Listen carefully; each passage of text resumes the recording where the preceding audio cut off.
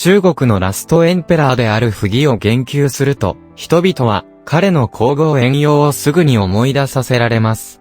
今日は溥儀の妃嬪を紹介しましょう。愛臣家、倉溥儀は、生涯で4回結婚し、5人の妻がいて、その中、彼が妻に2回離婚されました。これは、中国の歴史では、前代未聞、世界でも稀なことでした。同時に、溥儀の5人の妻は、溥儀は、皇帝から庶民へ紆余曲折を経て、その時代の中国の変化を目の当たりにしました。彼女たちの中には、貴族や庶民がいる。今日は、彼女たちの物語を紹介いたします。溥儀は3歳から宮廷に入った以来、自分の意識で決めることはできず、側室の選択も例外ではありません。1922年、もう10年間退位していた溥儀は、立派な青年に成長してきた。皇室には実権を持っていなかったが、皇位を保留して、真の王室は、溥儀のために側室を選ぶことを決まっていました。何回の革命があっても、皇族と貴族が以前として、王家との結婚を利用し、それぞれ自分たちの利益を得るように望みます。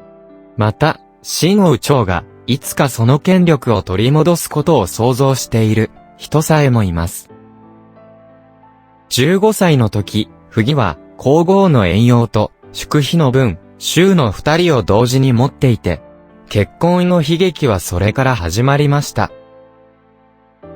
文周は、1909年に、釈珍府で生まれました。彼女は、エルデと、譚京と続筆元彰子の長女でした。彼女の祖父釈珍、詔書の官職を務めた、強い権力を持ちました。彼らはもともと、モンゴル人でした。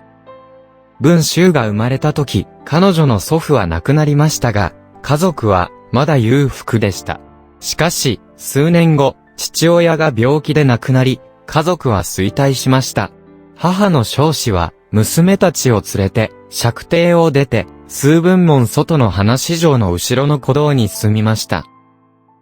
わずかな貯蓄で、彰子は、2つ家賃が安いのみの部屋をレンタルしました。華麗な服を脱いで、民間の服に着替え、一般の人々の生活を送りました。彰子は、漢人の出身で、譚京と結婚して以来、彼女は、満州の伝統に従い、族人の尊敬を勝ち取りました。娘を学校で勉強させるために、彼女は少し手工業を頼って、お金を稼ぎました。文周は8歳の時、1917年に、香市市立塾本小学校に入学しました。学校では、文周は素晴らしく、先生は、彼女の賢いを誇り、優秀な生徒だと思っています。しかし、文周は、賢い一方で、家族の中で、最も反抗的な娘でもあり、彼女の目には、首都のすべての未知のものに興味があり、しばしば遊びの仲間を引導し、一緒に探索する。この時期、のんびりな民間生活で、文周の人生に、自由な意志と将来の結婚の幸福への憧れの基礎を築きました。文周の5番目の淑婦である家珍は、未亡人の彰子と子供を長年特別に世話しており、文周の3人の姉妹は、淑婦に対する信頼と尊敬に満ちています。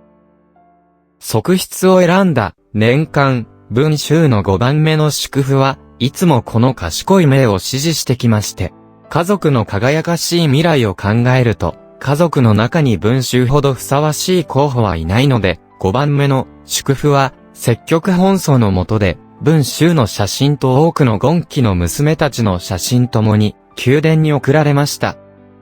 選別された後、側室を選びたくなかった溥儀は、文周の写真を偶然見たが、彼女が日常生活で見ている女とは異なって、見えるように感じで、彼女を選んだ。溥儀の本意には、彼は文周を皇后に選んだ。文周は宮殿に入った時わずか14歳で、まだ素朴な女の子でした。しかし、溥儀の選択は、皇太妃や他の大臣によって反対されました。高級の音声後貴妃と帝臣たちは、水面下の交渉の結果で、五風呂遠洋が最終的に皇后に選出されました。溥儀は彼女たちの決断に屈するしかならない。彼は父の助けを借りて、文州に食費の位階をつけました。遠洋ですが、彼女は凛としたエレガントで、内側は強く、外側は柔らかく、並外れた態度ですが、溥儀は彼女を皇后に選びませんでした。この事件は、将来の3人の結婚の紆余曲折の起点でもあります。五風呂遠洋は、1906年11月15日、北京のチアンガ門街に、ある某自己道12番の満州製白旗の永元府で生まれました。高祖父と祖父はどちらも高官であり、父親の五風呂永元は、かつて内務大臣でした。彼女の生母は愛新家蔵の出身でした。遠洋を産んだ時、産褥熱で亡くなったため、継母にゲゲの愛新家蔵、高家に育てられ、彼女は家族の中で唯一の女の子なので、父延元は女を宝物のように扱いました。永元は悟りを開いた父親です。彼は封建的なエチケットが好きではありません。彼は外国人の英語教師を雇って遠洋に英語を教えました。永元は男女平等と信じていました。女の子も教育を受ける権利がある。彼は遠洋を勉強に送りました。そして彼女は近畿書がすべて堪能でした。幼い頃から良好な教育や文化の薫陶を重ねて受けてきた遠洋はやや横暴な性格を持っています。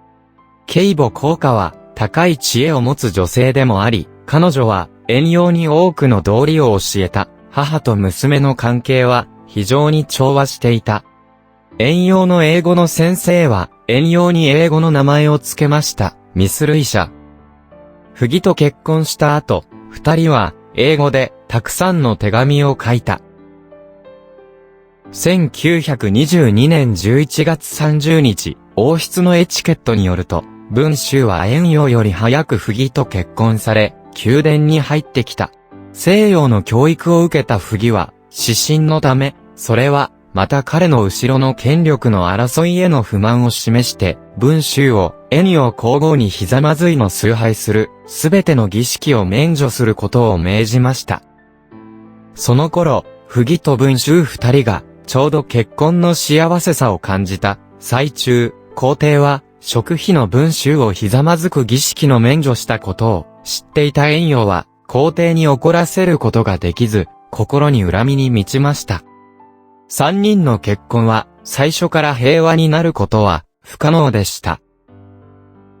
皇后となった遠洋はより横暴になる、嫉妬心が強くて、文引衆と争いことが多かった。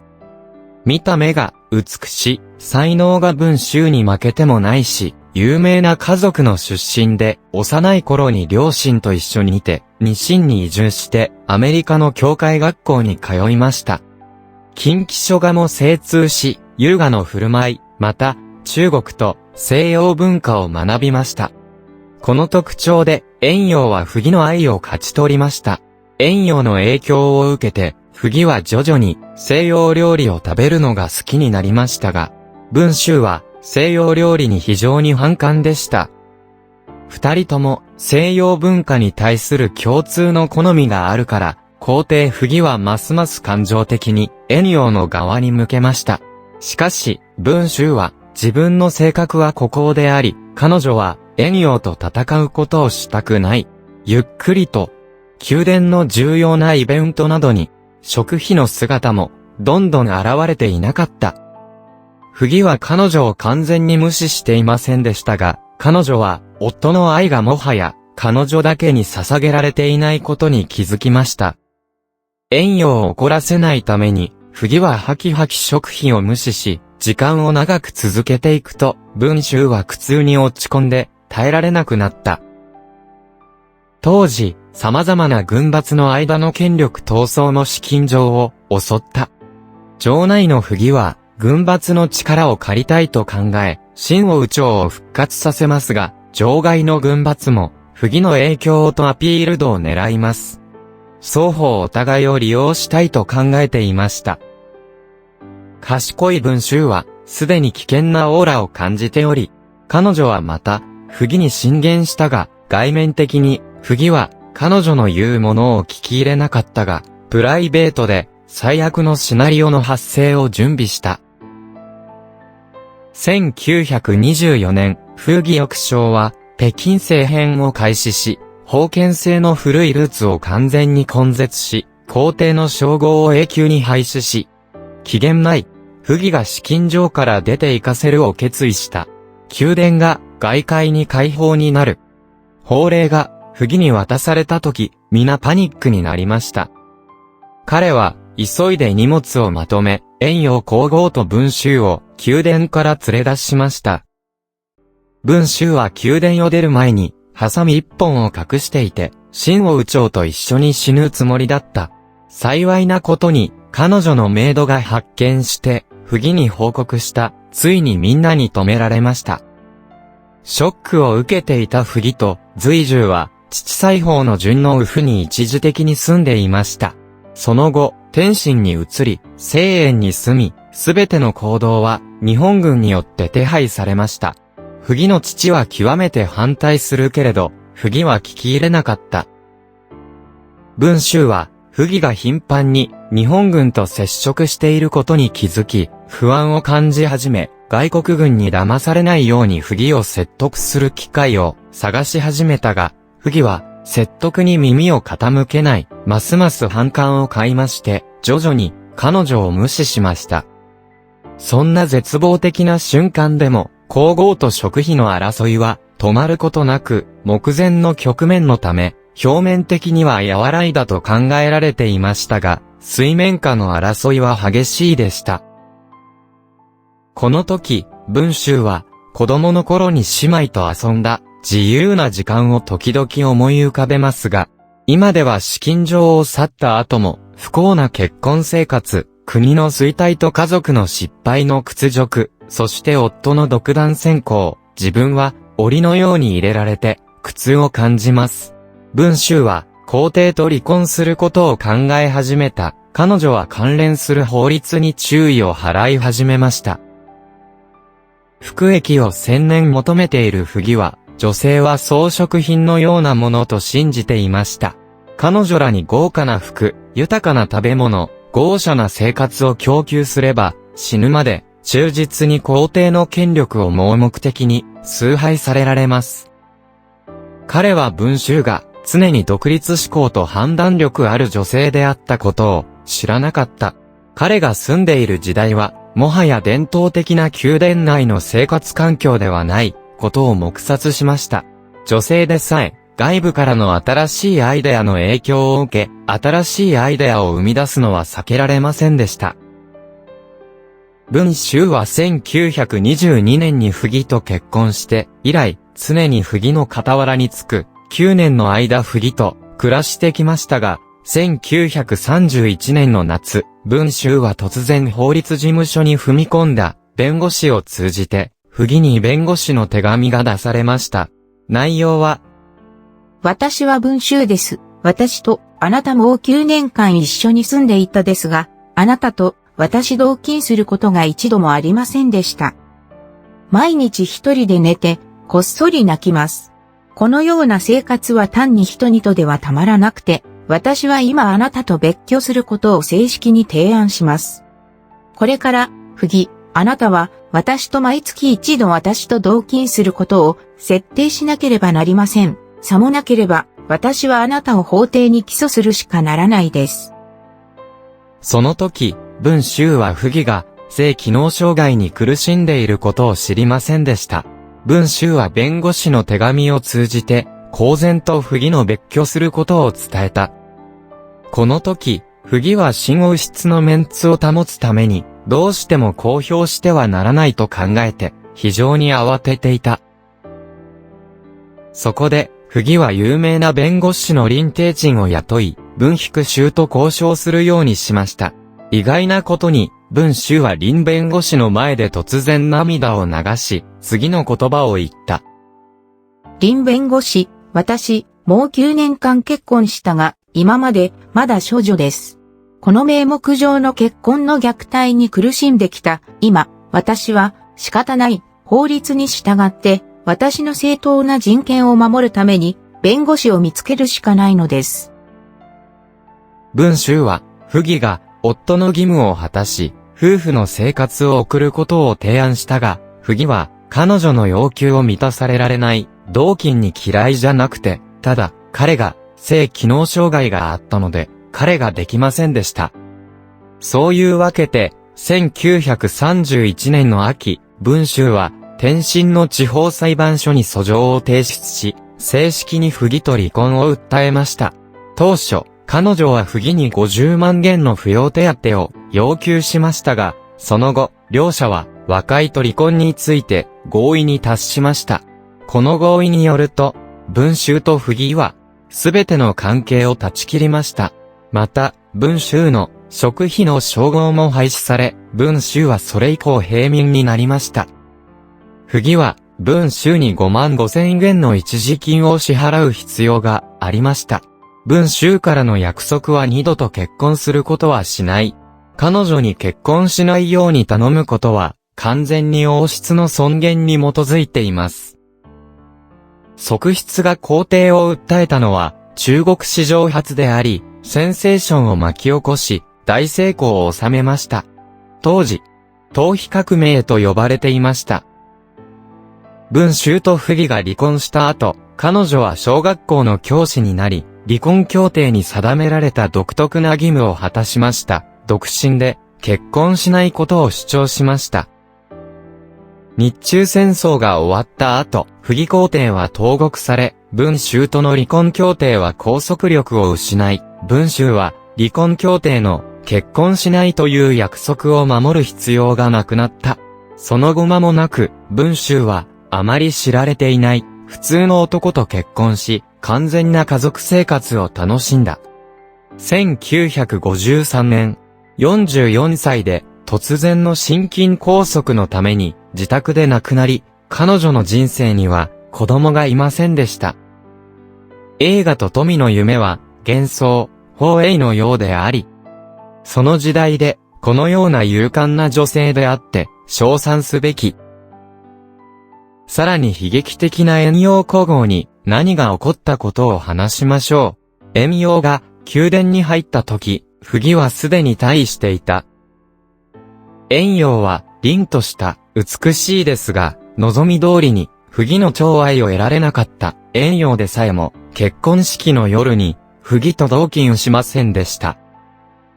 遠洋は裕福な家庭で生まれ、幼い頃から甘やかされて育った。また心が狭くで嫉妬しやすい。もともと性格が強直で、気骨がある文州は、皇帝の寵愛を手に入れるために、誰にも屈服することを拒み、結局、両者の関係は相入れないものになった。不義は、最初に、遠洋の博識のために、しばらくの間、彼女がとても好きでしたが、その後、文州のために、徐々に遠洋を冷遇し始めました。そのため、紫禁城に住む2年の間、遠洋は活気のない孤独な生活を送ってきました。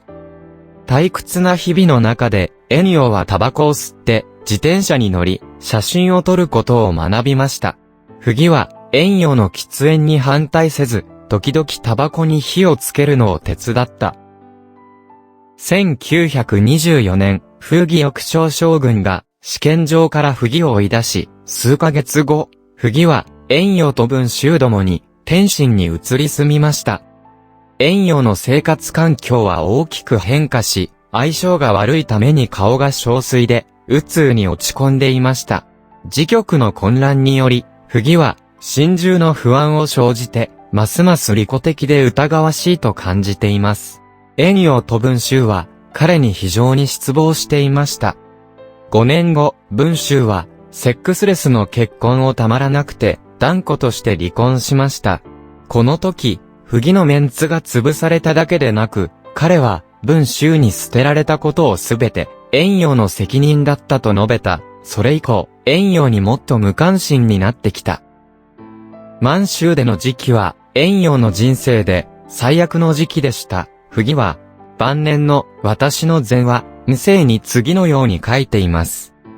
文集を押しのけたのは彼女、遠陽でした。私は彼女を憎む、嫌悪感を持つ、もうほとんど、彼女と話をしませんでした。長い間で不義に冷酷に扱われていた遠陽は、ますます堕落になり、アヘンを吸い始めた。女性としては、生理的欲求は普通ですが、一方、皇后の称号を捨てられないし、不義と離婚する。それゆえに、前後、彼女と不義の随時二人、離体幾時系中との不倫関係を発生し、妊娠しました。1935年、不義は、遠陽が妊娠して出産するまで、遠陽は他人と不倫をしていることを知らず、遠陽は女の赤ちゃんを出産した。不義は遠陽の娘を火に投げ込んだ。後ほどに、また遠陽にその娘は、彼女の兄弟に預けられたと伝えました。結局、遠陽は、子供がすでに亡くなったことさえも知りませんでした。もう一つの噂では、遠陽の娘は、生まれた時にすでに亡くなり、不義に火に投げ込まれました。このかわいそうな女の赤ちゃんは、生まれてからわずか30分後に亡くなりましたが、それでも不義は、それが、遠陽の許されない過ちだと思っていました。それ以降、彼女は軟禁され、過度の刺激により、精神病に苦しんでいました。時が経つにつれ、彼女はますます風天になってきた。一日中顔を洗わないし、汚れた服を着替えることもしませんでした。彼女は、このように10年間暮らしました。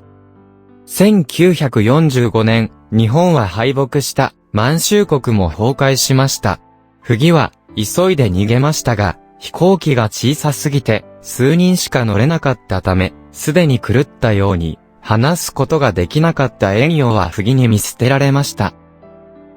かつて、遠陽に優遇されていた彼女の家族は、誰も、自発的に、この狂った女を受け入れることをしなかった。そのまま、遠陽が、監獄に入れられました。過去、遠陽を捕まえた兵士は、こう述べた。当時の皇后、遠陽は、すでに狂気で、体調が崩れており、髪の毛が乱れ、服が汚れていて破れ、匂いが悪かった。一日中話していなかった。目が覚めたら、手を伸ばし、タバコや食べ物を欲しがる。この悲惨な境遇で、1年だけて、遠陽は40歳で、吉林省延吉の刑務所で病気で亡くなりました。尊位の皇后として、遠陽は、地位、権力や豪華な生活を得ていても、人生の不幸が多く、精神的な束縛と苦しみ、歴史における、彼女の立場は、非常に弱く、恥ずかしいものでした。現代中国の変遷の中で、彼女は不平のようであり、彼女自身の運命を制御することはできませんでした。もし、彼女が文集のように勇敢になり、彼女が望むものを再選択すれば、おそらく彼女は別の人生を送るでしょう。愛臣家、蔵不義には、合計5人の妻がいますが、本日は、上記の2人を先に紹介し、残りの3人は次回で紹介します。